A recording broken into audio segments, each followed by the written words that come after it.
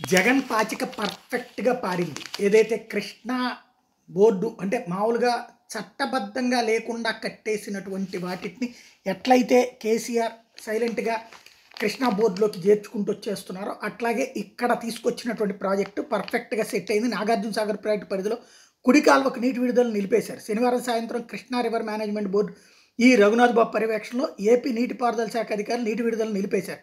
ఈ నెల 8వ తేదీ సాయంత్రం కేఆర్ఎంబీ సభ్యుడు అజయ్ కుమార్ పర్యవేక్షణలో కుడి కాలువకు నీటి విడుదలను ప్రారంభించారు. రోజుకు సుమారు 4,900 క్యూసెక్కులు చొప్పున 12 రోజుల్లో 5 టీఎంసీల నీటిని విడుదల చేసినట్టు ఏపీ నీటిపారుదల శాఖ అధికారులు చెప్పారు. అయితే సాగర్ ప్రాజెక్టు పూర్తి స్థాయి నీటి మట్టం 590 అడుగులు.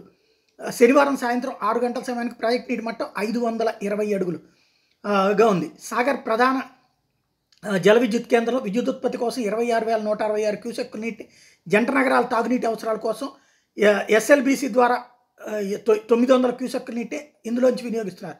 సాగర్ నుంచి మొత్తం 27,066 క్యూసెక్కుల నీరు విడుదలవుతుండగా ఎగువ నుంచి ఎటువంటి నీటి రాక లేదు. కుడి ఎడమ వరద కాలువలకు కూడా ఎటువంటి సాగునీరు లేదు. అయితే అసలు పాయింట్ ఏంటంటే, అసలు లాజిక్ ఇక్కడ నాగార్జున సాగర్ ప్రాజెక్టు నిర్వహణ కేఆర్ఎంబీ పరిధిలోకి వెళ్ళినట్టేనా అని పలువురు నీటిపారుదల శాఖ నిపుణులు స్థానికులు మాట్లాడుకుంటున్నటువంటి పరిస్థితి. ప్రాజెక్టు నిర్మించి 68 ఏళ్లు పూర్తయ్యాయి.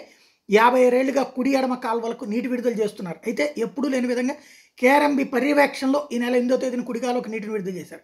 అట్లాగే శనివారం కుడి కాలువకు నీటి విడుదల నిలిపేశారు. దీంతో రాష్ట్ర విభజన అనంతరం తెలంగాణ నీటిపారుదల శాఖ నిర్వహణలో ఉన్న సాగర్ ప్రాజెక్టు ఇక కేఆర్ఎంబీ పరిధిలోకి వెళ్ళిపోయినట్టు స్పష్టమైపోతోంది.